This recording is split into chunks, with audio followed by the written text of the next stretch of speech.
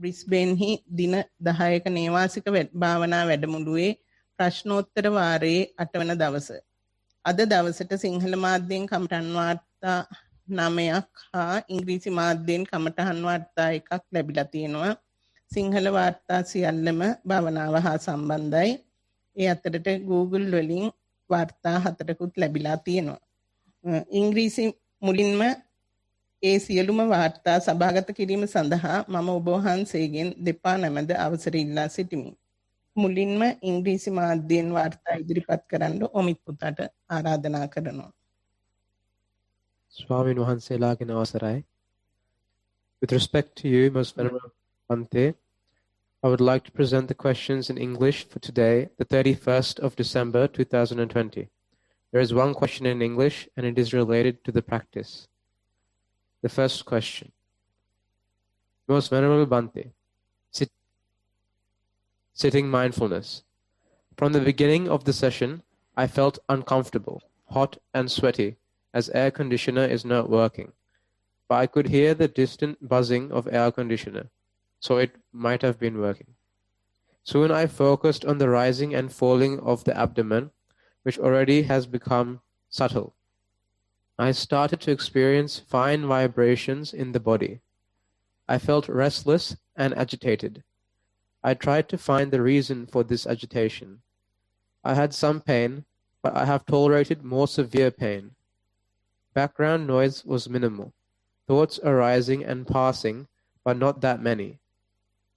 Initially, I felt I had lost focus, but I noted still my primary object is subtle. I decided to focus on the arising and passing thoughts. This restless feeling continued throughout the session. I had to change my posture multiple times, and yet the feeling continued. I almost decided to open the eyes and get up and go, but decided to keep observing. During the session, I thought this is agitated and restless mind, yet I noted the primary object is subtle. I was not sleepy or confused anymore. Further, I noted light yellow background lights and irregular green light intermittently, which I normally get when my mind is calm. This continued despite changing the posture. Also, I felt the time is not passing and expecting another 30 minutes or so, but unexpectedly the bell rang.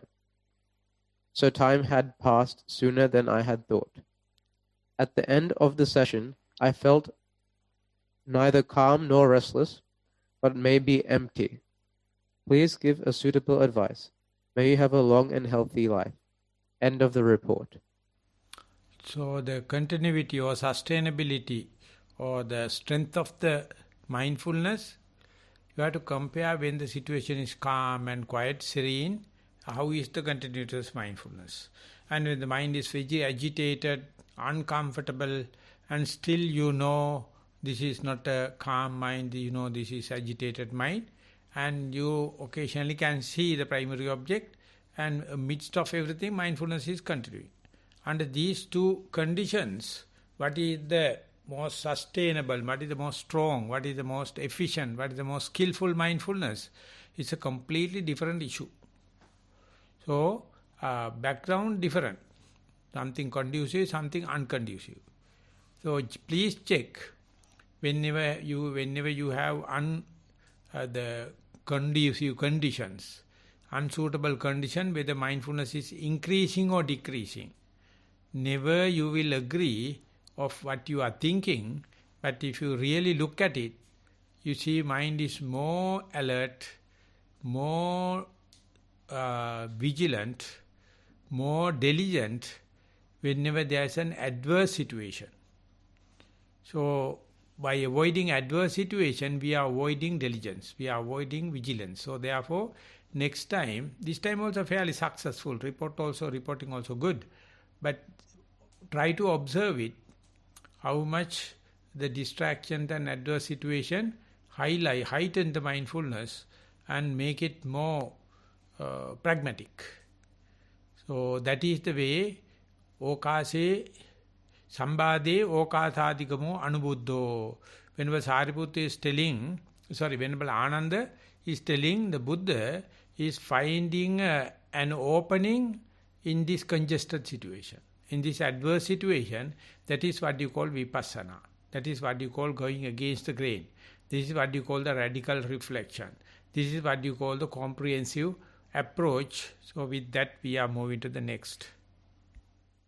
Sinhala ප්‍රශ්න පළවෙනි එක අතිගරු ස්වාමින් වහන්සේ සතිය වැඩිීමේදී මාහට පහත සඳහන් ගැටලු ඇතිවිය. කරුණාවෙන් පැහැදිලි කර දෙනු මැනවි. පළවෙනි එක මීට දින දෙකකට පෙර කමඨහන් සුද්ධ කරන විට ඔබ වහන්සේ පුද්ගලයන් වර්ග තුනක් ගැන සඳහන් කළා. එනම් වේදනා චරිත, සංඥා චරිත සහ සංස්කාර චරිත. මේ අතරින් සංඥා චරිත හා සංස්කාර චරිතය අතර වෙනස පහදා දෙනු මැනවි. 2. මනෝ සංඛාර හා චිත්ත සංඛාර අතර වෙනස පහදා දෙනු මැනවි. පරයන්ක භාවනාවේදී මට දැනෙන්නේ මනස රැලි සහිත මුහුදක්ද චිත්තය රැලි නැති නිශ්චල මුහුදක්ද ලෙසයි. වරහන් තුල තියෙනවා මෙහි වරදක් ඇතනම් නිවැරදි කරනු මැනවි. 3. සංඥා වේදිත නිරෝධය හා අනිදස්සන විඥාණය අතර වෙනස පහදා දෙනු මැනවි. වාර්තාවේ අවසානය. ඔබ මේවා එකක්වත් භාවනාදී ඇති වෙන ප්‍රශ්න නෙවෙයි, මේවා නිකන් කල්පනාකාරීන්ට ඇති වෙන ප්‍රශ්න. භාවනාදී තියෙන එකම දේ සත්‍යමත් වෙනට එකක්වත් නැහැ. ඒකයි අපිට භාවනා ඉන්න බැරි. අපි ආසයි මේ ප්‍රශ්න වලට. ඉතින් උත්තර දෙන්න කවුරු හරි ඉන්නවා නම් උදේ ඉඳලා හැන්ද වෙනකම් පැත්ත කරලා ප්‍රශ්න ලියලියා ඉන්නවා. ඒ කරන වෙලාවේ මම කියන්නේ සතිය සම්පූර්ණයෙන්ම හානි වෙනවයි කියලා. මේවා භාවනා නිසා ඇතිවෙච්ච ප්‍රශ්න. කොරෝනා ප්‍රශ්නවත්, පෙට්‍රෝල් ගණන් කියලා ගියයි කියලාවත්, ඩොලරට කියලා පහළ ගිය ප්‍රශ්න නෙවෙයි. ඉතින් මේවට කියනවා නෙක්කම්මසිත දෝමනස්සේ කියලා. ගවල් දොරලින් ඈතලා භාවනා කරන්න ගියාම ඇතිවෙච්ච විශේෂ දොම්නස් වගේක් තියෙනවා. ඔබ තමයි වට කියන්නේ. ඉතින් ඒ නිසා සංස්කාර චරිත සහ සංඥා චරිත මම දන්නම කිව්වට සත පහක වැඩක් නැහැ කියලා. ඔයයිට හිටත් අහනවා ප්‍රශ්න නැහැ. සංස්කාර චරිත වැඩේම සැලසුම් හදනවා. අරක හදන්න මේක හදන්න හදනවා සංස්කරණය කරනවා. සංඥා චරිත වල ප්‍රශ්න තියෙන්නේ කියන දේ තේරෙන්නේ තේරෙන්න කියන්න දන්නේ නැහැ. ඉතින් ඒක තමයි අද තියෙන ලෝකේ ඔය IT ටෙක්නොලොජි කිව්වට අමු මැට්ටෝ පිරිච්ච ලෝකයක් මනුස්ස ජාතියේ මේ තරම් කවදාකවත් තිබිලා නැහැ. කිසිම කියන දෙයක් තේරෙන්නේ නැහැ. තේරෙන දේ කියවන්නත් බෑ. ඒව පිළිබඳ ප්‍රශ්නේ සංඥා චරිත කියනවා. එතකොට චිත්ත සංස්කාර, මනෝ සංස්කාර කියන වචන සමහරට පැටලෙනවා. දෙකම එකයි කියන්නේ. මුගක් වෙලාට පාවිච්චි කරන්නේ චිත්ත සංස්කාර කියලා තමයි. සතිපට්ඨාන සූත්‍රයේ පස්සම්බයං චිත්ත සංඛාරං චිත්ත සංඛාර දැනගනිමින් සංස්කාර සම්පස්සම්බණය කරමින් කියලා කියනවා. එතකොට තුන්වෙනි කොටස මොකද්ද තියෙන්නේ? සංඥා වේච නිරෝධයයි අනිදස්සන විඥානයයි. ඒක කියලා තියෙනවා සංඥා වේච නිරෝධය දැක්කට පස්සේ හිත අවදි වෙන්නෙම ඔය මේ ත්‍රිමෝ මොක්ෂ තුනට අනිමිත්ත අපනිත ශුන්්‍යත කියලා. එතකොට ඒකේ යන්නේ කෙලින්ම නිවනටමයි. ඒ නිසා සංඥා වේච නිරෝධය අර අනාගාමී කෙනෙකුටත් ඇති වෙන්න පුළුවන්, රහතන් වහන්සේනමකටත් ඇති වෙන්න පුළුවන්. නමුත් ඒකේ නැගිටින්නේ කෙලින්ම නිවනටමයි. අනිත් වගේ පුංචි වෙනසක් ඥානানন্দ ස්වාමීන් පෙන්ලා තිබුණා. බොහෝ විට නැත්තම් පොතේ තියෙන දෙකම එකයි කියලා. ඒ නිසා අනිදස්සන විඥාණයට පාර තමයි අනිමිත්ත කියලා කියන එක. ඉතින් ඕකත් කිව්වට තේරෙන්නේ අපි යනවා ඊගා ප්‍රශ්නෙට. දෙවෙනි වාර්තාව. ගරු ස්වාමින් වහන්සේගෙන් අවසර. භාවනාවේ පසුබිම. ඔබ වහන්සේගේ නේවාසික වැඩමුළු කීපයකට සහභාගී වී ඇත්තෙමි. හැකි සෑම උදෑසනකම පැයක් පමණ පරියංගයට වාඩි වීමට උත්සාහ කරමි. මූල කර්මස්ථානය ආනාපානයයි. ඇතැම් දිනවල ඒකාග්‍රතාව ඉතා හොඳින් වැඩෙන අතර ඇතැම් දිනවලදී සිතවිලි වලට අතරමංව සිට නැගිටීම සිදුවේ. එවැනි දිනකදී ඔබ වහන්සේගේ උපදෙස් පරිදි පැයක් අකුසල කර්ම රැස් කළේ නැහැයි සිතා උපේක්ෂාව පුහුණු කරමි. එදිනෙදා කටයුතු වලදී හැකි සෑම විටම සතියෙන් වැඩ කිරීමට උත්සාහ කරමි.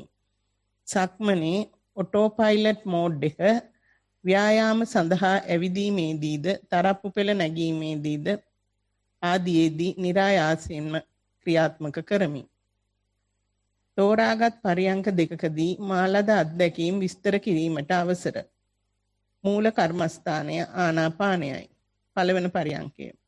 වාඩි වී ටික වේලාවකින්ම નિરાයාසයෙන් සිත ඒකාග්‍ර වේ.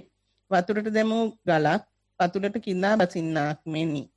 ඉන්පසු සතියට මුහුණලා වරහන් තුල ෆේස් ටු ෆේස් හිස් අහසේ පළඟක් බැඳ වාඩි වී සිටින්නාක් මෙන් දැනේ. කායික වේදනා හෝ සිතිවිලි නොමැති අවකාශයකි. ඉඳ හිට ශබ්දයකට හිත තිගැස්සුනද નિરાයාසයෙන්ම නැවතත් අවකාශය අරමුණු කළ හැකිය. පැයක භාවනා සැසිවාරයේ ගෙවීම දැනෙන්නේ නැති තරම්ය. ඊටමත් ප්‍රබෝධමත් සහ ප්‍රාණවත් ගතියකින් නැගී සිටිමි. දෙවන පරියංකය. හිත එකඟ වී හිස් අවකාශයක් අරමුණු වේ.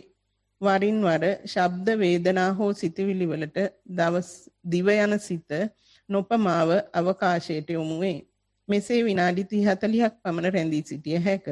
ඉන්පසු කායික වේදනා මතුවේ.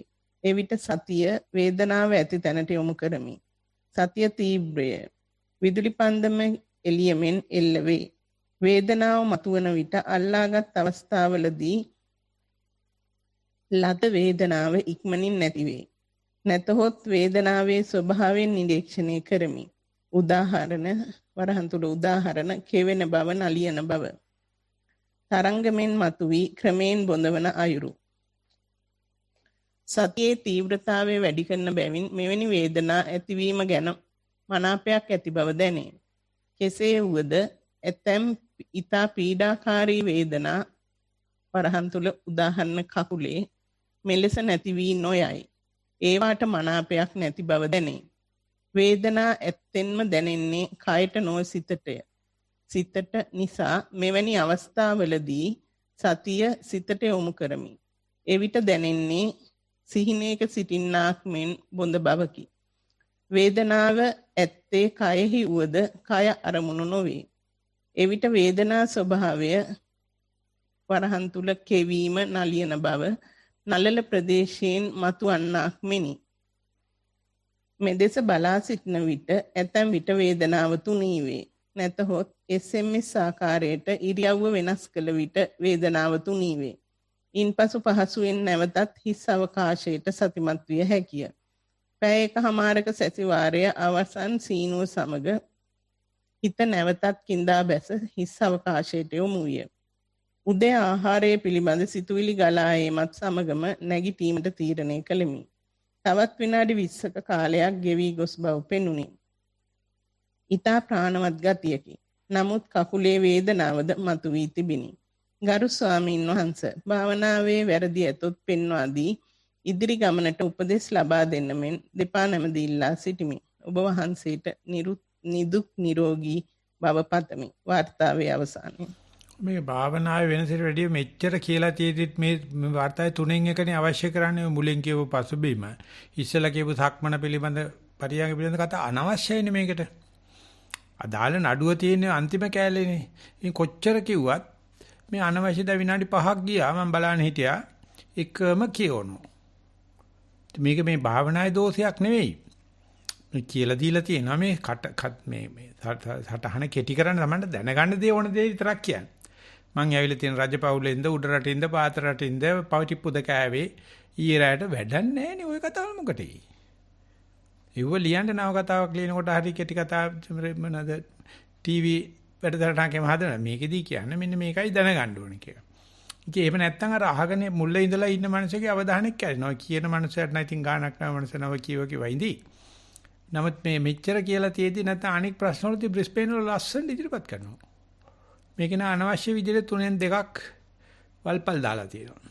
ඉතින් එතකොට මේ වේදනාව තියෙනකොට වැඩි අවධානයක් මම ඉස්සලා කිව්වා වගේ මේ වැඩි ඩිලිජන්ස් වැඩි විජිලන්ස් අවශ්‍යත් තියෙනවා. මේ වේදනාව හරහා තමයි පළවෙනි දුක සත්‍ය අවබෝධ කරන්නේ. ඉතින් ඒ නිසා ඒකත් එක්ක ගැටෙනවයි කියලා කියන්නේ ඉතින් වැඩේ යනවා.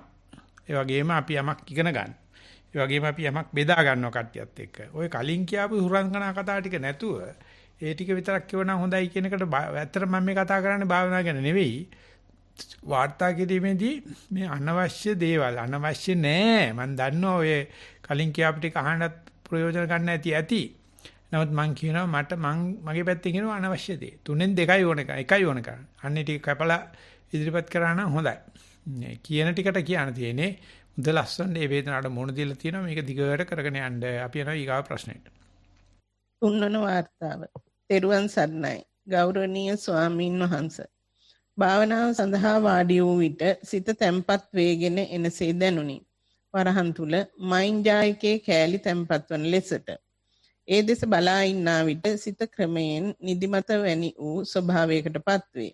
ඒ සමගම ශරීරයේ නිර්වින්දන එන්නතක් දුන් පසු වාගේ කිසිම චලනයකට සිත නොදෙන තත්වයකටපත් වේ. වරහන් තුල ගල්ලූ වැනි. ටික වේලාවකින් ශරීරය ගැස්සෙන්නට පටන් ගනී. මීට පෙර වතාවක ස්වාමීන් වහන්සේ ගැස්සුණු පසු නැවත කොපමණ වේලාවකින් මූල කර්මස්ථානයට එනවාදැයි නිරීක්ෂණය කරන ලෙසට උපදෙස් දී තිබුණි. මට දැනෙන්නේ ගැස්සුණු වහාම එය කලින් තිබූ සිතට එක්වරම එන බවයි. එය මා ගන්නවා නොවේ, ඉබේම සිදුවන්නකි. මෙසේ 8 වතාවක් පමණ සිදුවිය. එම සිතේ ලක්ෂණ බැලූ විට එය ඊතා උදාසීන සිතකි. නිදිමතට බර සිතකි. සමාධි සිතක ඇති උද්‍යෝගී බව එහි නැත. උදාසීන සිතෙන් සිතුවිල්ලටත් සිතුවිල්ලෙන් ගැස්සීමෙන් නැවත පෙර සිතටත් මේ චක්‍රාකාරව සිදුවේ. ටිකෙන් ටික එම සිතේ ආලෝක ගතිය වැඩි වෙන බව නිරීක්ෂණය කළෙමි. පසුව එය එලෙසම බොහෝ වේලා පැවතුණි. ශරීරයේද ගල් ගැසුණු ආකාරයෙන් දිගටම පැවතුණි. පරයන්ක දෙකේදී මේ අත්හදා බැලීමෙන් දෙවන පරයන්කේ විස්තර සහිතව සහ ලෑස්ති වී සිට නිරීක්ෂණය කොට වාර්තාව සැපීමි. භාවනාව සම්බන්ධව ඔබ වහන්සේගේ අදහස් දැනගනු කැමැත්තෙමි. ඔබ වහන්සේ ඇතුළු සියලුම දෙනාට නිරෝගී සුව භාවය අත්වේවා. වාර්තාවේ අවසානයේ මේ විදිහට දවසින් දවස අපි කලින් අපිච්ච අත්දැකීම් අත්විඳීම් ආයෝජනය කරමින් ඉදිරියට යන්න ගියාට පස්සේ දවසින් දවස හැම ප්‍රශ්නකින්ම අපි හැම මොනවදෝ ඉගෙන ගන්න. හැම සම්බාධකයක්ම අවකාශයක් බවට පත් වෙනවා. සම්බාධී ඕකාසාධිකම ඒතර ගුරුවරයාත් තමන්මයි, ප්‍රශ්නෙත් තමන්ගෙමයි, උත්තරෙත් තමන්ගෙමයි. අපි කමඨාන් සුද්ධ කිරීමේදී කරන්නේ එහෙම සජීවී ශාසනයක් තියෙනවායි කියලා අනික් අයට පෙන්නනවා. අනිත් අයක බෙදා හදාගන්න මේ ආඩම්බරයට නෙවෙයි. ඒකෙන් තමයි අනික් කට්ටිය ඉගෙන ගන්න. නැත්තම් බුදුහාමර පිළිනොම් පෑවයි කියලා අවුරුදු 2600ක් ගියයි කියලා අපි ඉන්නේ බ්‍රිස්බේන් කියලා නානා ප්‍රපැති වලින් පශ්චාත්තාප වෙන කෙනාට මේක තමයි අපිට දෙන්න තියෙන උත්තරේ. ඒ නිසා සටහන හොඳයි. ඉදිරියටත් මේ වගේ ප්‍රශ්න මතුවේයි. මතුවෙනකොට පිටින් කොපි කරන්න එපා. පිටින් මොකුත් බලාපොරොත්තු වෙන්න බෑ. Taman දන්න ක්‍රමයට ප්‍රතිඵල ලැබුණත් නොලැබුණත් හරි ජයගත්තක් පෙරදුණත් දිගට කරගෙන යන්න. අපි යනවා ඊගා ප්‍රශ්නෙට. 4 වන වාර්තාව. ගරු ස්වාමීන් වහන්සේ පරයන්ක භාවනාවේදී මාදුටු අධ්‍යක්ීම් මැසුරෙන් පහත වාර්තාව සකසමි. අද පරයන්ක භාවනාවේදී මාගේ මූලික අරමුණ වූයේ ආනාපාන සතිය වඩමින් සතිය වඩන විට සිතට අනවශ්‍ය සිතුවිලි එන අවස්ථාව පැහැදිලි ලෙස හඳුනා ගැනීමයි. එනම් එය ආශ්වාසයේ මුල් අවස්ථාවද මැද අවස්ථාවද අග අවස්ථාවද එසේ නැත්නම් ප්‍රශ්වාසයේ මුල මැද අග යන අවස්ථා තුනෙන් කුමක්දයි දැන ගැනීමයි. පරයන්කේ වාඩි වී කායානුපස්සනාව මෙනෙහි කර සිත සංසුන් වූ පසු ආශ්වාසයේ ප්‍රශ්වාසයේ ගැන අවධානය යොමු කෙලිමි. ක්‍රමක්‍රමයෙන් ආශ්වාසයේ සහ ප්‍රශ්වාසයේ තුනී වී ගොස් සියුම් නමුත් පවතින ආශ්වාසයක් සහ ප්‍රශ්වාසයක් ලෙස තේරුම් ගතිමි. මෙම අවස්ථාවට පත්වීම භාවනාව ආරම්භයේ සිට විනාඩි 15ක් 20ක් පමණ ගත තේරුම් ගැනීමට භාවනාව ආරම්භයේ සිට විනාඩි 15ක් 20ක් පමණ ගත විය. මුලදී ආශ්වාසයේ ප්‍රශ්වාසයට වඩා දිගු ලෙස හැඟුණද අවසානයේ ආශ්වාසය සහ ප්‍රශ්වාසය අතර පැහැදිලි වෙනසක් නැති දෙකටම එක හා සමාන කාල පරාසයක් ගන්නා බවක් දැනුනි. මෙම අවස්ථාවට සිත පැමිණි පසු ඊතා සැලසුම් සහගතව හා කල්පනාකාරීව පහත පිළිවෙන අනුගමනය කළේ සිතට අනවශ්‍ය සිතුවිලි එන අවස්ථා හඳුනා ගැනීමටයි. ආශ්වාසය සඳහා ගත වූ කාල පරාසය තත්පර 6ක් පමණ විය. ප්‍රශ්වාසයේද එහා සමාන කාලයකි. ආශ්වාසයත් ප්‍රශ්වාසයත් අතර කෙටි කාල පරාසයක් දෙකටම නැති කාලයක් ලෙස හැඟුණි. ආශ්වාසයේ කාල පරිච්ඡේදයෙන් 3 එකක් පමණ මුල ඊළඟ 3 එක මැද සහ අවසන 3 එක අග ලෙස හඳුන්වමි. ප්‍රශ්වාස කාල පරිච්ඡේදයේද දල ලෙස 3කට බෙදා මුල මැද අග ලෙස හඳුනාගෙන පහසුව සඳහා ඒ 6 අවස්ථාවට නම්බර 1 සිට 6 දක්වා දුනිමි. එසේම ආශ්වාස කොටස අවසන් වී ප්‍රශ්වාස කොටසට යාමට පෙර කිසිවක් නැති වරහන් තුල ආශ්වාස හෝ ප්‍රශ්වාසය පරාසයකටද හිස් ලෙස හඳුනා ගතිමි. හැම කොටසක්ම සිතින් සදාගත් රහස් පරීක්ෂකයෙකු පත් කළෙමි. මේ කාර්යය සඳහා රහස් පරීක්ෂකයින් 6 දෙනෙකු යොදා ගතිමි. සියුම් ආශ්වාස ප්‍රශ්වාසයේ සිත යෙදෙන අතර මතුරමින් මෙන් 1 සිට 6 දක්වා කියෙව්වෙමි. සිත අනවශ්‍ය සිතුවිල්ලක් එන නම්බරය අනුව අවස්ථා හඳුනා ගැනීම උත්සාහ කළෙමි. නමුත් මැතිරීමට සිත යොදන නිසා වෙන සිතුවිල්ලකට හිතේ ඉඩක් නැති බව පෙනුනි. උදෑසන 5 සිට 6:30 දක්වා මුළු පරියංක භාවනා කාලය තුලම මෙසේ හිමින් සිතෙන් මතුරමින් සිතුවිලි පැන නගින අවස්ථා සොයා ගැනීමට උත්සාහ කළෙමි. නමුත් සිතුවිලි පැන නැගුණේ නැත. ඊළඟ පරියංක භාවනාවේදී මැතිරීම නවතා සිතෙන් අවස්ථා 6ක් මෙනෙහි කිරීමෙන් සිතුවිලි හිතට එන අවස්ථා හඳුනා ගැනීමට උත්සාහ කළෙමි. මුළු පරියංක භාවනාව තුලම සිතුවිලි සිතට ඒමක් සිදු නොවිය. දවල් දහනයට පෙර කළ අවසාන පරියංක භාවනාවට වාඩි වුණේ කෙසේ සිතට සිතුවිලි එන අවස්ථාව හඳුනා ගැනීමේ අදිෂ්ඨානයෙනි. රහස් පරීක්ෂකින් 6 දෙනා තමාගේ රාජකාරිය ඉතා ඉහළින් ඉටු කළහ.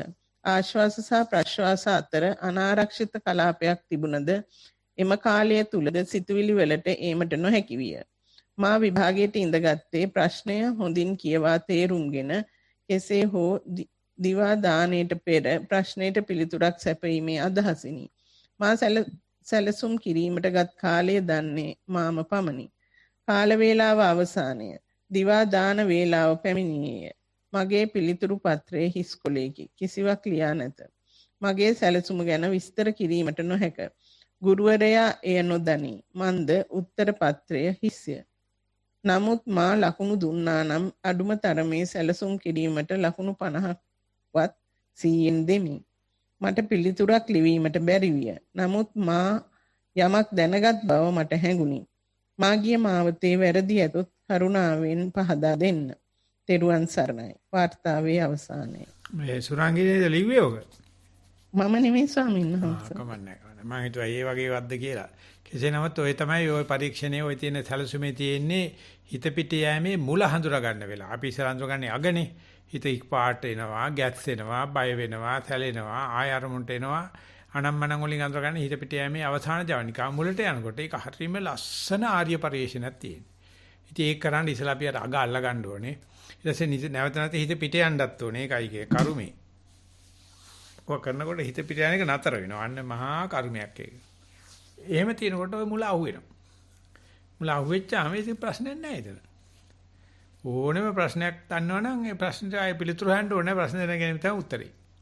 ඒ තමයි ගිය අවුරුදු 100ට පහළච්ච විද්‍යාඥයා අයින්ස්ටයින් කිව්වේ ගාන හොඳට කියවනම් උත්තරේ තියෙනවා. ඒ ගාන කියවන්නේ නැතුව පෙරක දොරු අල්ලන්න යනවා, බැංකු මැනේජර් අල්ලන්න යනවා, කවුන්ටර්ලා අල්ලන්න යනවා, පෙර අන්නම් මනම් අල්ලන්න ගියාම ඌට තේරෙන්නේ නැහැ, මූට තේරෙන්නේ නැහැ. හුඟ දෙනෙක් දැන් අල්ලන්නේ හාමුදුරුවෝ. මේ ප්‍රශ්න විසඳන්න. හාමුදුරුවෝ ඔක්කොම මැරෙන්නේ heart attack වලින්. ඉතින් ඒ නිසා ඒ බැරි නැතුව Tamanටම උත්තරේ හොයාගන්න මුලට යනකොටම උත්තරේ හම්බෙලා තියෙන නිසා හොඳ මොනවාකට උත්තර නැති වුණාට කමන්නේ සුදු කොලයක් වුණාට කමන්නේ අඩුවන්නේ කොලේ කැත කරලා නැහනේ. ඒ නිසා අපි 50ක් ලකුණු දීලා තවත් ඕනනම් 10ක් විතර දීලා මේ සම්මාන සාමර්ථ්‍යයක් දීලා අපි යනවා ඊගාව ප්‍රශ්නෙට. පස්වන වார்த்தාව. ගරු ස්වාමින් වහන්සේ පහත විස්තර කර ඇති අවස්ථා මා තේරුම් ගැනීමට උත්සාහ කර ඇත. එය වැරදි නම් නිවැරදි කර දෙනමින් ඊටමත් යටහත් පහත්ව ගරු ස්වාමින් වහන්සේගෙන් ඉල්ලා සිටින්නෙමි. පරයන්ක භාවනාවේදී හුස්ම ගොරෝසු තත්වයේ සිට ඊතා සියුම් වී නැති වී විශාල අවකාශයකට හිස් ශූන්‍ය තැනකට යාමේදී මට වැටහෙන්නේ සිත ශක්තියක් වශයෙන් ශරීරයෙන් බැහැර වී යාමයි. මේ තත්වයේදී නම් එන අරමුණු ඊටමත් සුවල්පව අඩු වී ඇත. මේ කාලය තුල රූප වේදනා සංඥා සංකාර විඥාන නැති බැවින් කෙලෙස් රැස් නොවන බවයි. පළවෙනි ප්‍රශ්නය. මේ අවස්ථාවේ සිතට කුමක් වේද? ආරක්ෂක මුරකාරයෙකු මෙන් බලා සිටින නිසා සිත නිදැල්ලේ කොටු වී සිටීද? එහෙත් ඉඳ හිට ඉබේ හිතට එන අරමුණත් හෝ සිතවිල්ලක් වරහන් තුල එහි මුල ඉබේ අවකාශයෙන් පැන නැගින බවත් දෙවන්නේක් මෙන් ඒ දිහා බලා ඉන්න බැවින් එම සිත ඇති වී ඉබේ නැති වී යන ආකාරයත් පෙනී යන්නේය. මෙහිදී මෙම සිතවිල්ල ඉබේ පැන නගින බැවින් විඥානයේ සම්බන්ධයක් නොමැති නිසා මට වැටහෙන්නේ කෙලෙස් ඇති නොවන බවයි. දෙවන ප්‍රශ්නය මේ తాවකාලික නිවනක්ද? තුන්වන ප්‍රශ්නය එනම් නිවන යනු අර්ථ දැක්වීම විඥානයේ ක්‍රියාකාරීත්වයෙන් තොර සංකාර රැස් නොකර සිටින අවස්ථාවක්ද? තවද මනාප අමනාප නැති කෙලෙස් රැස් නොකරන අවස්ථාවක්ද? හතරවන ප්‍රශ්නය ස්වාමීන් වහන්සේගේ දේශනාවේ අනිමිත්ත යනුවෙන් අදහස් කරේ කුමක්දයි කාරුණිකව නැවත වරක් පහදා දෙන්න. ගරු ස්වාමීන් වහන්සේට නිරෝගී සුවයත් දීර්ඝායුෂත් ඉදිරියට කිරීමට බලාපොරොත්තු වන පිරිවෙන් අධ්‍යාපනය ඊටම සාර්ථකව කිරීමට අවශ්‍ය සියලු පහසුකම් ලැබී සාර්ථක කරගෙන යාමට සුබ පතන්නෙමි. තෙරුවන් සරණයි. වාර්තාවේ අවසානය. මේකට පළවෙනිම ලියපෙකනාගේ නිවන සහෝදරයෙක් හරි වාගේ තමයි ලියන්නේ. ඉතින් මේ හිත කියන එකයි විඥාන කියන එක දෙකට දාලා තියෙනවා. එහෙම වෙච්චාම හිත ශරීරයෙන් පිට උණයි කියලා මේ ශරීරයට අමතරව මේ විඥාණයට අමතරව ශරීරෙකුත්ම වල තියෙනවා. ඒකෙන් ඇතුළක් පිටක්ම වාගෙන තියෙනවා. ඉතින් මට කියන්නේ මනෝ විකාර කියලා. ඉතින් ඒ නිසා ඌව මතක් වෙන එක නතර කරන්න බෑ. ඒක හැටි. නමුත් ඉතින් ඒ මතක් වෙන ඔක්කොම ලියන්න ඕනේ නැහැ. මේවා සතිය නෙවෙයි. මට කියන්නේ චින්තාමය ඥාන. එහෙම නැත්නම් මට අන්වේ ඥාන, ණය විපස්සනා කියන නරක දෙයක් නෙවෙයි. හැබැයි ඉතින් ඔය විදිහට ලියනකේ හරියට මුගක්ම නෙවෙයි දොස් තියෙනවා. ඉතින් ඒ නිසා ඕක කොහොමයි කියලා බාර ගන්නකෝ. බාර ගන්න දිගට කරගෙන යන්න. කරගෙන යන්න තියෙන හරිම අහිංසක වැඩක් තියෙන්නේ. අපිට තියෙන්නේ මේ සතිය පවත්තන එකයි. ඒතර පවත්තන එකට විඥාණයට ඕන තැනට යයි, කය කයට ඕන තැනට යයි, හිතත් කියන එකක් තියෙනවා, හිතත් තියෙන එකක් කියලා හැදී. ඔය තාම ඔය නැති හිතකට කේන්දර හැදිල්ලක් තමයි ඔය කරන්නේ. වගේ ප්‍රශ්න සර්වඥාන්සේ සඳහන් කරන්නේ අව්‍යාකට ප්‍රශ්නය. ප්‍රශ්නෙවත් ගන්න එපා. ගත්තොත් මේ හිතක් කියලා එකක් තියෙනවා, මම ඉන්නවා කියලා අර ආස්තිකත්වයට වැටෙන ප්‍රශ්න. ඒ නිසා උවට උත්තර දෙන්න ගියාම වෙන්නේ ප්‍රශ්නේ බාර ගැනීමේ මෝඩකම ප්‍රශ්න උත්තර කාටට ලැබෙනවා. ඒ නිසා අපි කියමු සතියට ඌව එකක්වත් අදාළ වෙන්නේ නැහැ. ඒ සතිය නිතර වඩන්න. එතකොට ඔය ප්‍රශ්නෙට උත්තරෙයි ඉස්සරහට තේරෙන්න ඉඩ තියෙනවා. ඒ නිසා මට පේන්නේ මෙයාට මේ ප්‍රශ්නේ සතියට බාධාවක් වෙලා තියෙනවා කියලා.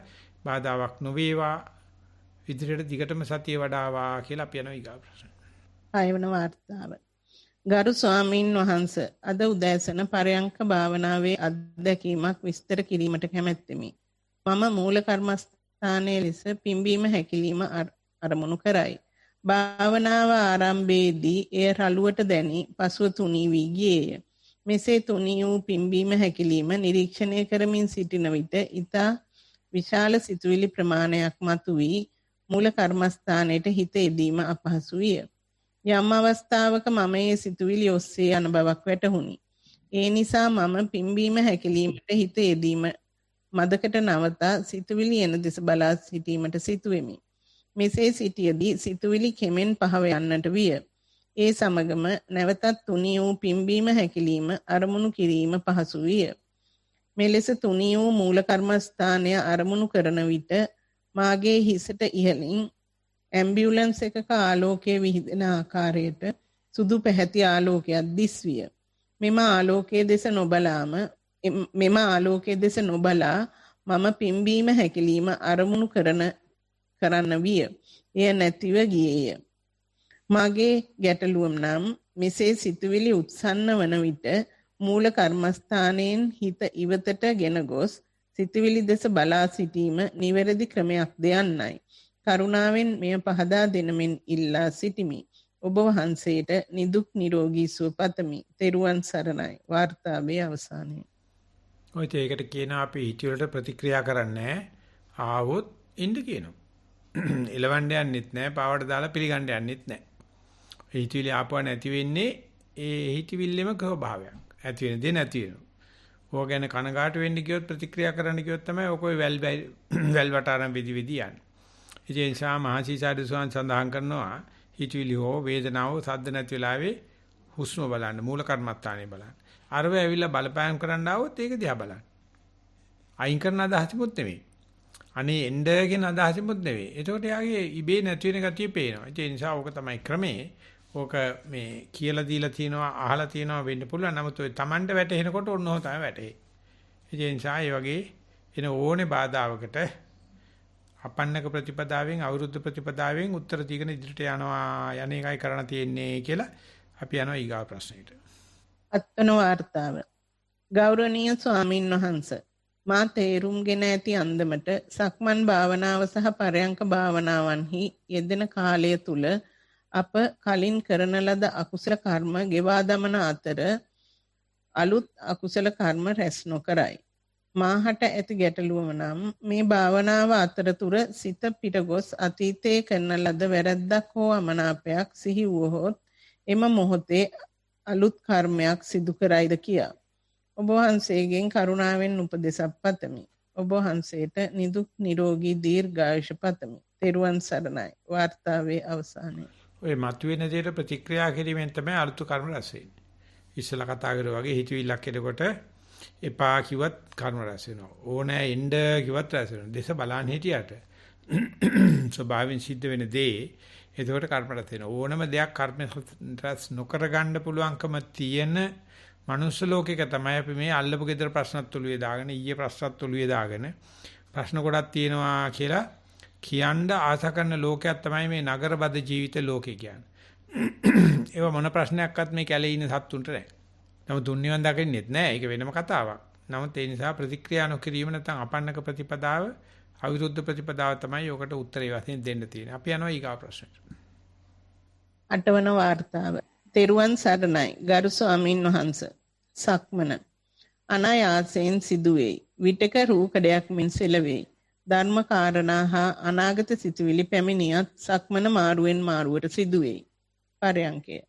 අවට ශබ්ද පසුබිමින් ඇත. සිත තැම්පත්ය. පැහැදිලිය. sound of silence ගලා යයි. ඉරියව්ව මාරු කළ විට සිත නැවතත් තැම්පත් වන්නේ පෙරට වඩා අඩු මට්ටමක බව නිරීක්ෂණය විය. නිතරම බෙල්ල නැවී යයි. කෙලින් කරයි. එවිට හිස පිටුපස චරචර ශබ්දයක් ඇසෙයි. නිශ්චල හිතට සිතවිල්ලක් පැමිණි බව දැනුණු වහාම කය ගැස්සී කෙලින් වෙයි. එක් පරියන්කයක් තුල මෙය ළඟ අත්දකි. මෙය අලුත් අත්දැකීමකි. මෙම වැඩමුළුව පුරාවට පෙරදීමෙන් හිත නොදන්නා තැනකට ගොස් පැමිණි බවක් දැනුනේ නැත. වැඩමුළුවේ කාලය අවදියෙන් ගත කළ බව දනිමි. මෙයද අත්දැකීමකි. ඔබ වහන්සේගේ අදහස් හා උපදෙස් ලබනු කැමැත්තෙමි. ඔබ වහන්සේට නිරෝගී සුව පතමි. වාර්තාවේ අවසානය. ඔය විදියට නොදැන තැනකට ගිහිලා ආපහු එනවා, ගැස්සෙනවා, බෙල්ල කඩා වැටෙනවා වගේ කියන දේවල් නොදැනීමේ අග කියලා හිතාගෙන ඒකේ මැදක් තියෙනවා, ඒකේ මුලක් තියෙනවා. මැදයි මුලයි බලන්න නම් ඒකට ප්‍රතික්‍රියා කරන්න එපා. කොහොම වෙන්න දෙන්න. අර එක්කෙනෙක් කරලා තියෙන පරිශ්‍රණය වගේ ඒකට අපිට මුල බලා ගැනීම සඳහා පරිශ්‍රණ වාර්තාවක් හිතෙන්න දෙයි. දැන් ඔය දකින්නේ අග සම්පූර්ණ එක දකින්න ඕනේ ආස්වාද ප්‍රසවාසයේ මුල මැදාක වගේ කියලා. ඔක නැවත නැවතත් වෙනකොට ඒකට කලබල කරන්නේ නැතුව ඒ අවදියෙන් නැත්නම් ඒ නොදන්නාකමට දැනීමක් නිදිමතට අවදියක් ඇති කරගන්න ඒක මනුෂ්‍යීත කළ හැක්කක් අන්නේ කරන්න කියලා අපි යනවා ඊගා ප්‍රශ්නෙට. 9 වන වාර්තාව. ගරුතර ස්වාමීන් වහන්සේ, අද භාවනා වැඩමුළුවේ 9 වන දවස. පරයන්ක භාවනාවේදී සතුටුදායක අත්දැකීමක් ලැබුණු නිසා එය බෙදා හදා ගැනීමට සිතුණා. පරයන්ක භාවනාවේදී හුස්ම නැවතී අන්ධකාර අවකාශයකට පැමිණුණා. වර්ණවත් එළි අතරින් පතර දුටුවා. වෙනදාට සිතුවිලි ධාරාවන් සමග මෙය ඉක්මනට නැති වී යනවා. එසේත් නැත්නම් නින්දට යනවා. අද හවස පරයන්ක භාවනාවේදී මුළු පැයම මේ අවකාශයේ දෙස යොමු කර සිටීමට හැකි වුණා. සිතුවිලි පැමිණුණත් එය මූලික කර්මස්ථානයට බාධාවක් වුණේ නැහැ. මෙල්බන් නුවර නැවතත් කොරෝනා ඇති වී ඇති බව ආරංචි වූ නිසා ඒ ගැන සිතුවිලි ගලා ආවා. අපරාධේ සිඩ්නි බෝඩර් එක කලින් වැහුවා නම් මේක වෙන්නේ නැහැ. ආදී වශයෙන් හෙට මෙල්බන් ආපසු යන නිසා මේ සිතුවිලි වැඩියෙන් එන්න ඇති. භාවනා පැය අවසානයේදී වර්ණවත් ආලෝකයක් දිගටම ගලා ආවා. හිතට මහත් ප්‍රීතියක් දැනුණා. ස්වාමීන් වහන්සේ මගේ ප්‍රශ්නය ඉහත කී අවස්ථාවට පැමිණි විට සිතුවිලි අරමුණු වශයෙන්ගෙන අඳුරු අවකාශයේ දෙස දිගටම බලා සිටීම කළ හැකිද? නැත්නම් අවකාශයේ පමණක් අරමුණු කරගෙන සිතුවිලි අධ්‍යයනය කළ හැකිද? ඔබ වහන්සේ මගෙන් කලින් පැනයකදී වරහන් තුල විපස්සනා සහ සමත භාවනාවේ වෙනස්කම් පිළිබඳව සිතුවිලි සහ කායික කර්මස්ථාන භාවිතා කරන විදි 4ක් විස්තර කළා. කරුණාවෙන් එය නැවතත් පැහැදිලි කර දිය හැකිද? තෙරුවන් සරණයි. වාර්තාවේ අවසානයේ. ඔය 4 මට මතක් කරලා දුන්නොත් මට මතක් කරලා දෙන්න පුළුවන්. ඒ නිසා ඒ එකකටවත් අපිට මේ වෙන්නේ වෙනදී වෙනවා. ඒක බලහින්න බැරි නම් තමයි අපිට ක්‍රම 4කට 5කට 6කට 7කට 8කට 9කට 10කට කියලා දෙන්න පුළුවන් මේ. ඒ ඡයි කියපුවා මට මේ අවස්ථාවේ මතක නැහැ. මතක් කරලා දෙන්න පුළුවන්. සක්මන් භාවනාව ලනුපැදුර මත සක්මන් කළෙමි. එහිදී ලනුපැදුරේ ඇති ගොරෝසු සහ ගැටිති වැනි දෑ මනාව දෙපා වලට දැනුණු අතර කෙටි වේලාවක් සක්මන් කරන විට කයේ නොයෙකුත් වෙනස්කම් දැනෙන්නට විය. විශේෂයෙන්ම වම් අතේ ඇඟිලිවල කම්පන ගතියක්ය. මාහට මෙය බොහෝසේ දැනුණත් පාදයන් මාරුවෙන් මාරුවට ලනුපැදුරේ ගමන් කරන අන්දමත් විලුඹ හරියෙන් පාදයේ එසවි ඇඟිලි තුඩු වලින් ඉවර වී ඊළඟ පාදයට මාරුවන අන්දමත් මනාව දැනුනි. ඉන්පසු මා කයේ ඇති කම්පන ගති නිසාම පරයන්කයට හිඳගත්ෙමි. පරයන්කේදී ඊටමත් ඉක්මනින් සතිමත් වූ සිතින් ආනාපානය වඩන්නට බැලුමුත් ජලකඳ බැඳ තිබූ ඉවුරක් කඩා දැමුවාසේ නොයෙකුත් කම්පන ගති දැනුණා. හරියටම කීවොත් ආනාපානයම වසාගෙන මුහුණ පුරා කම්පන සහ වම් මැසෙන් කඳුළු පිටවන ගතියක්ද මුට්ටියක් වට කර ගින්දර දැම්මාසේ මුළු මුහුණටම ලොකු උණුසුමක්ද දැනුණා. මෙහිදී මට හොඳටම මෙය මා කරන දෙයක් නොව කයෙම කරන දෙයක් බව දැනුණා. මේ උණුසුම දෙස බලා සිටින විට එය බොහෝ තීව්‍ර වී හෙමින් බෙල්ල වටා හීන් දාඩිය දමමින් අඩු වුණා. මෙහිදී මුලදී මට ආනාපානයට ඉඩ නොදුන් මේ ස්වභාවය නැති වී යන අතර ආනාපානය නොදැනීම සංසිඳී කයද සංසිඳීමකට පත් වී ඇති බව දැනුණා. මා තවත් වේලාවක් මේ ස්වභාවයෙන්ම සිටියා. ගෞරවනීය ස්වාමින් වහන්සේ මේ මාගේ කමඨහන් වාර්තාවයි. මාගේ සතිමත් බව දියුණු කරගන්න අවවාද අනුශාසනා ගෞරවයෙන් ඉල්ලා සිටිමි. ඔබ වහන්සේලාටත් සැමටත් තෙරුවන් සරණයි. වාර්තාවේ අවසානයේ. ඉතින් සක්මණෙන් ඇත්තට අපි කර්මන්නේ කරගත්තට පස්සේ පරියංගයට ගියාම බලවේග වේද කර්මාන්තය ශාලාවකට ඇතුළට ගියා වගේ නැත්තම් ජෙනරේටර් එකක් ඇතුළට ගියා වගේ විශාල කටයුතු වගේ පේනවා. ඒක කොහමද ආනාපානයේම තමයි ওই විවිධ සටහන් ආකාර වශයෙන් පේන්නේ. ඉතින් ඒකට හිත ගියා නම් අපිට තියෙන එකත් එක්ක ගත කරනවා. සමහරට ඒක නැතුළු ආයත ආනාපාන වගේ චක්‍රීය ක්‍රියා පේනවා. පිම්බි මැකිලිම් වගේ. ආයත අර වගේ ක්‍රියාවලියකට යනවා. ඉතින් මේ විදිහට එකම දේ විවිධ පැතිකඩ වලින් පෙන්වන එකට අනිච්චං වෙනස් වෙනවා කියලා කියනවා. මෙයා සෑහෙන දුරට ඒකට උත්තර දීලා තියෙනවා.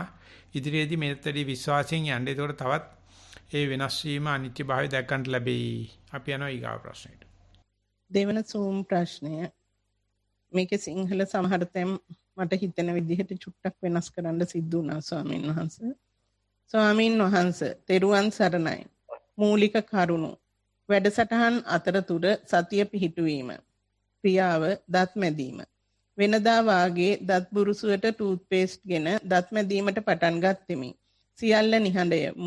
බුරුසු නාදයේ පමණක් ඇසෙයි.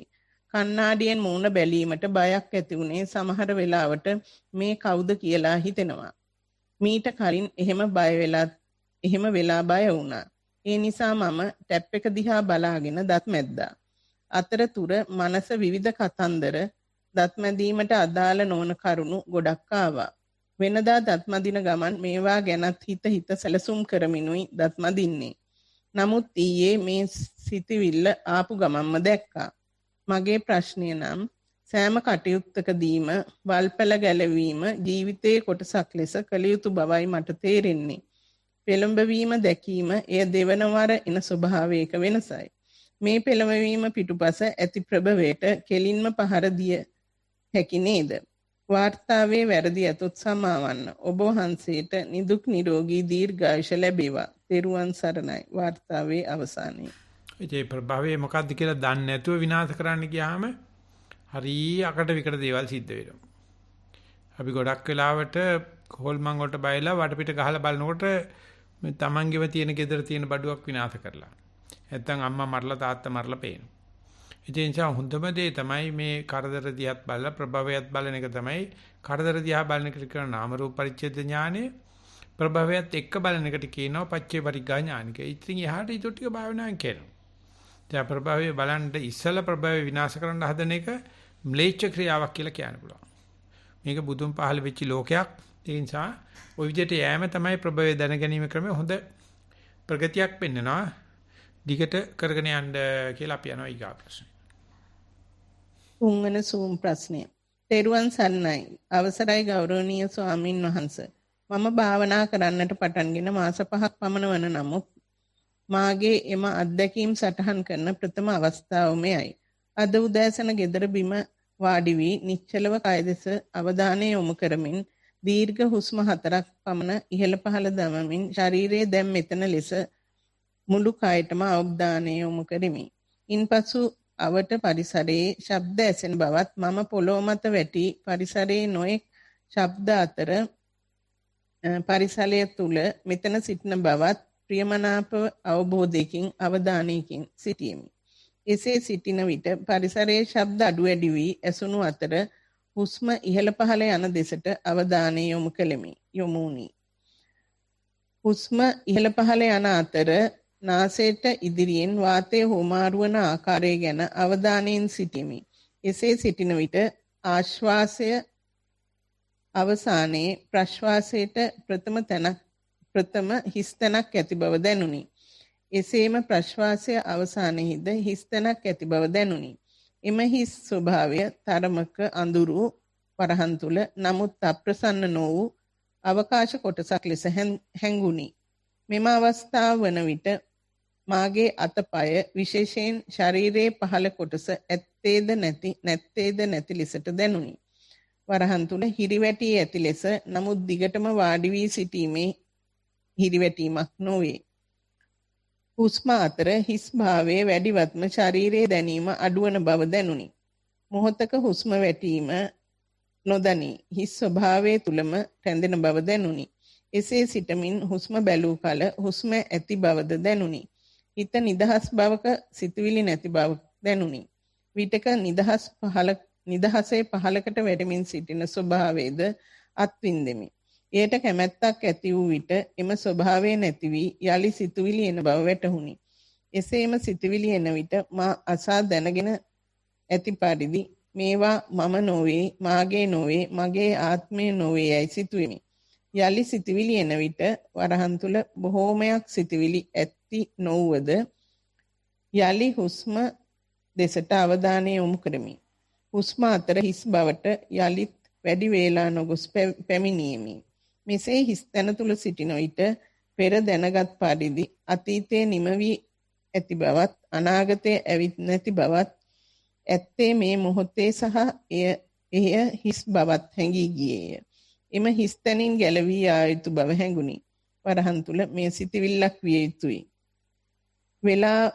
වේලාව ගොස් ගෙදර දරුවන් ඇහැරී ශබ්ද ඇසෙන්නට ගත් විට ශබ්ද අතරද නිශ්චලත්වයේ රැඳී සිටිය හැකි බවක් දැනුනි. එහෙත් ටික වේලාවකින් ශබ්ද සමග සිතුවිලි එකින් එක එන බව හැඟුනි. භාවනාවේ සමහර දිනවල පහසුවෙන් සිත අරමුණට පැමිණියත් සමහර දිනවලදී එසේ නොවන බවත් වැටහි තිබේ. එය එසේම බාරගත්තද පසුතැවීමක් නැතුවා නොවේ. පහසුවෙන් සිත අරමුණට පැමිණි දිනවල පැයක් හෝ ඊට වැඩි වේලාවක් භාවනාවේ සිටියත් අපහසුාවක් නොදැනේ. වරහන් තුල කාලය ගතවන බවක් නොදැනේ. මා භාවනා කරන ආකාරයට සමතේ පමණක් වැඩෙන බවක් වැටහි. විපස්සනා කිරීමක් වන්නේද නොවන්නේද යන්න කිව නොහැක. මා ලංකාවේ නොමැති බැවින් භාවනාව සඳහා උපදේශයක් ලබා ගැනීමට අවස්ථාවක් නොමැත. නිස්සරණ භාවනා උපදේශ YouTube වලින් නරඹමි. ධම්මජීව හාමුදුරුවන්ගේ උපදේශ සහ දේශනා බොහෝසේ උපකාර වේ. ඉදිරියට භාවනා කරගෙන යාම සඳහා කාරුණිකව උපදෙස් ලබා දෙන්න මෙන් নমස්කාර පූර්වකව ඉල්ලා සිටිමි. එසේම virtual retreat සඳහා සහභාගී වීමට කැමැත්තෙමි. කාරුණිකව අවශ්‍ය උපදෙස් ලබා දෙන ලෙස ඉල්ලා සිටිමි. තෙරුවන් සරණයි. වාර්තාවේ අවසානයේ. ඉතින් මම ඉල්ලා හිටියේ ඇත්තට අමරනාත් පොඩක් මැදිහත්ලා මේ දුර රටවල ඉන්න අයට මේ කටේ උදව් කරන්න කියලා. ඉතින් මේ අයට සතිපාසලේ කියන මේ තමත විපස්සනා නැතුව නිකන් සතිය පවත්නවා කියන එකට හිතියොදා ගන්න උනොත් ගොඩක් ප්‍රශ්න විසඳෙනවා. ඊට පස්සේ www.satipasala.org කියන එකේ ගොඩාක් ඒ වගේ මූලික ඇත්තන්ට අවශ්‍ය උපදෙස් තියෙනවා. ඒ නිසා අන්නේ වීඩියෝ පට්ටික බලනවා නම් ඔය යන ක්‍රමය හුඟක් හොඳයි.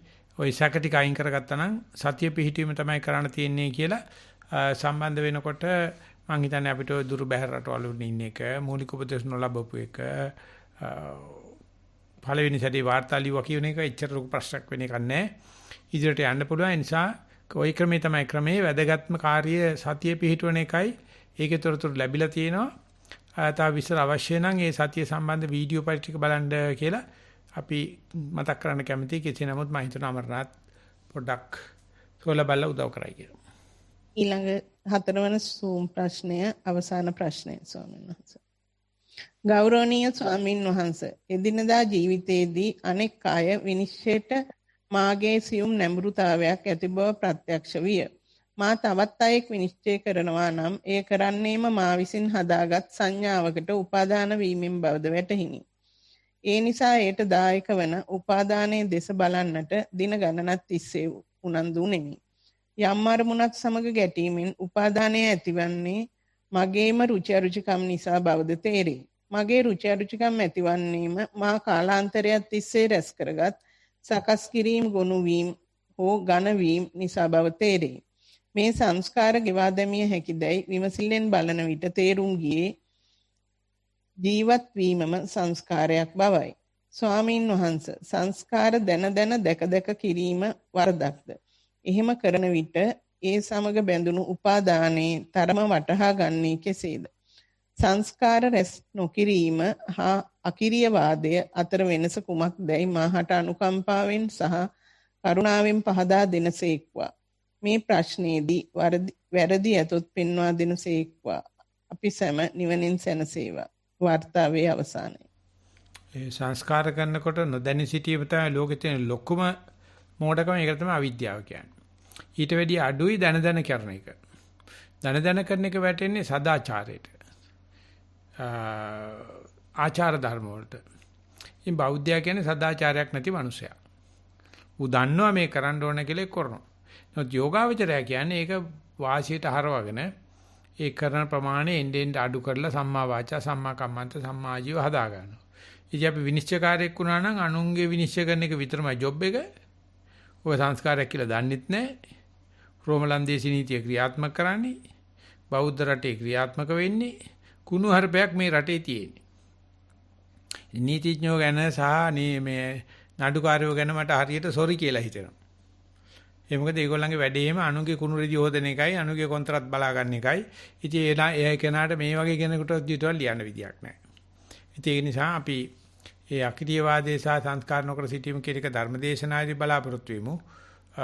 මේ අනු විනිශ්චය කරන එකේ වැරද්දට අපිට ලැබෙන දඬුවම තමයි අපි මේ ජනයා කෙරේ කුලයා කෙරේ බැඳෙනවා.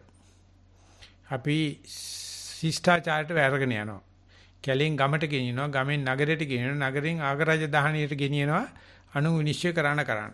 තමන්ගේ වැඩක් බලාගෙන ඉන්නවනම් රාජධානිය ඉඳලා ගම නගරයටයි, නගරෙන් සුළු නගර සභාවකට යයි, ගම් සභාවකට යයි, ඊට පස්සේ කැලේට යන්න පුළුවන්. ඒ නිසා විනිශ්චය කරන්න අපි දඬුවමක් වශයෙන් ඇදලා දානවා. ඒ නිසා ඉතින් සමහරු කැමති එහෙම තිබුණත් කමන්නේ අගනගරක ජීවත් වෙන්න. ඉතින් එහෙම කට්ටියට මම කියනවා විනිශ්චයකාරවරයෙක් වෙන්නයි කියලා. ඒකට හරි ලේසි ජොබ් එක. ඒ නිසා හොයාගෙන තියෙන ටික බෙදාගත්තට බොම් පිං අපි ඊටු ටික බලමු ධර්ම දේශනාවේදී. අවසරයි ස්වාමීන් වහන්සේ Zoom එකේ කෙනෙක් ඉල්ලලා තියෙන ප්‍රශ්නයක් ඉදිරිපත් කරන්න පුළුවන්ද කියලා. ඒ අමරනාත් කේන්ද්‍රික ගානින්ද අහා කියනවා. එහෙමයි. ගරුණාගේ පුළුවන් වාට දැන් ඉදිරිපත් කරන්න. සමාවෙන් ස්වාමීන් වහන්සේ අවසරයි ස්වාමීන් වහන්සේ මම බලාපොරොත්තු වෙන්නේ ලිඛිතව එවපෙක් කියවන්න පුළුවන්ද කියලා සමාවෙන් ස්වාමීන් වහන්සේ මට කියවනවට වඩා අවශ්‍යකම තිබුණේ ඒ විදිහටයි. අවසරයි කමක් නැද්ද ස්වාමීන් වහන්සේ? කාලය ගන්න එපා. ඉක්මනට කරුණා කරලා ඉදිරිපත් කරන්න. ලිඛිතව හෝ නැත්නම් ඔහොම කියවලා හෝ අපේ ප්‍රධාන තේමාව තියෙන මේ කායිකව සම්බන්ධ වෙන අයට. ඕගොල්ලන්ට අපි අමතර කෙම්බරයක් දෙන්නම්. අපිට ලිඛිතව හෝ නැත්නම් ඉක්මනට ප්‍රශ්න කියන්න. මම ලිඛිතව දෙක විගහට කියවන්නම් ස්වාමීන් වහන්සේ. පළවෙනි ප්‍රශ්නය ගෞරවනීය ස්වාමීන් වහන්සේ හුස්ම රැලි කිහිපයක් දෙස බලා සිටිද්දී හුස්ම තුනී වී ගොස් හිස් තැනකටපත් වෙයි. ඊතා නිශ්චල සැහැල්ලු බවක් අත්දැකීමි. සිතුවිලි ආවිත ඒ බව දැක නැවත හිස් තැනට පැමිණේ. මෙසේ සිටින විට සියල්ල බොඳ වී ගොස් නින්දකට වැටේ. බොහෝ විට අවදිවන්නේ බොඳ වූ හිස් තැනටමය. විටක අවදිවන්නේ වඩාත් ගැඹුරු හිස් තැනකටය. එවිට බලා සිටින්නට දෙයක් නැත. බලා සිටීමේ ක්‍රියාව පමණක් ඉතිරි වී තිබේ. විටක අවදිවන විට ශරීරය පහළට කඩා වැටී තිබෙන බව දැක සතියෙන්ම හිමින් කෙලින් කරගනිමි. මෙසේ කෙලින් කරගැනීමේ වරදක් තිබේද? ඔබ වහන්සේට නිරෝගී බව පතමි. ඔය එක අපි ඇත්තටම අද සාකච්ඡා කරපුවා කීපමතකදී මතක් කරා.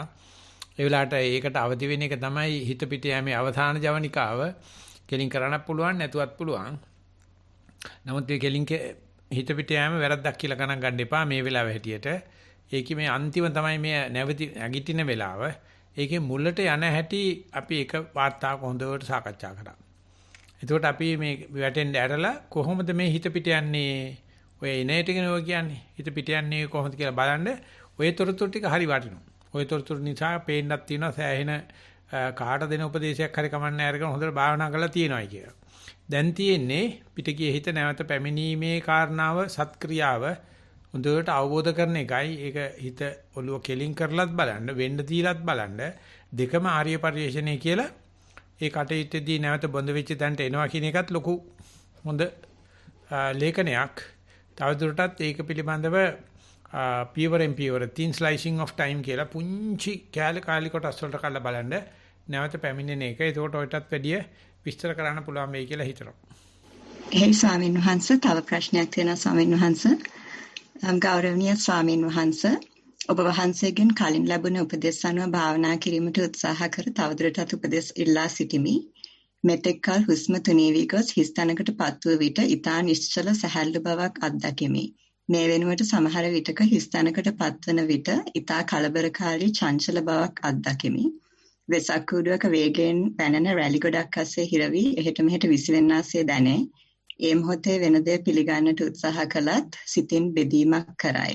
නිශ්චල සැහැල්ලු බවට කැමැත්ත නිසා ඉන් ඉවතට පැමිණ ඒ දෙසට පැත්තකට වී බැලීමට උත්සාහ කරමි. විටක මෙය සාර්ථක වේ, විටක එහි හිර වී දිගටම එහාට මෙහාට විසිමින් සිටී. සතිය දිගටම පවතී. ඉන්පසු ඔබ වහන්සේගේ උපදෙස් පරිදි නිශ්චල චංචල හතර ආකාරයට බැලීමට උත්සාහ කළෙමි. නිශ්චල සහ චංචල ආකාර බැලීමට හැකි විය. නිශ්චල තන සිට චංචල බව දැකීමට හැකි විය. නමුත් චංචල තන සිටිද්දී කිසිවක් නොපෙනේ. නිශ්චල බවක් දැකිය නොහැකිය. මේ ගැන අවවාදයක් ඉල්ලා සිටිමි. ඔබ වහන්සේට නිදුක් නිරෝගී බවත් මේ භවයේම නිවන් සුවත් පතමි. නිශ්චල බව චංචල බව කියලා නිශ්චල බව බලන්න බෑ කියන එකත් විශාල සොයා ගැනීමක්. අනික් තුන නෙවෙයි දැන් මං ඉන්නේ නිශ්චල චංචල තැන. මම බලන්නේ නිශ්චල දෙයක පේන්නේ නැහැ. ඉතින් ඒක පෙනුනත් නැතත් උත්තරේ ඔච්චරයි. ඒ නිසා මේ වගේ දෙයකට අපි පරිශන කරන්න තියෙන්නේ බුද්ධ ශාසනික විතරමයි. එහෙම නැත්නම් අපිට මේක වෙන් කළා කියා ගන්නවත් බෑනේ. ඒ නිසා එහෙම බැලීම පවා තරගෙට ඉදිරිපත් වීම පවා දක්ෂ දෙයක්. දිනුම් පරාජයෙන් වැඩක් නැහැ. ඔහොම කරගෙන යනකොට ඔය උත්තර ලැබෙන්නේ අපි හිතන විදියට නෙවෙයි. ඒ නිසා ගමන ඉස්සරහට යන්න ඕකට කියන්නේ ආර්ය පරිශ්‍රණය කියලා. මේ ඉතින් නතරන මේ ගෞරි කතා කරන්නේ මේ කැන්බරාවල ඉඳලා නේ. ඒ ස්වාමීන් වහන්සේ. මේ කටහඬින් තමයි අල්ලගත්තේ නමුත් අය තිරෙත් වැටුණා නම. ඒ වුණාට බනින්න වෙලාවට බනින්න ඕනේ. මේ අපේ අතින් එහෙම මිසුනාද කියලා මට නම් මතක නැහැ. අමරණත් අතින් මිසලා වෙන්න ඇති. කෙසේ නමුත් මේ වැල් වැට ආරන් ලියන්න ගියාම අනින් දිසන ටොක්කක් ඉතුරු වචනේ මම කියන්නේ නැහැ. මම හිතන ප්‍රශ්න විසඳුණා කියලා. ඒ ස්වාමීන් වහන්සේ තෙරුවන් සරණයි.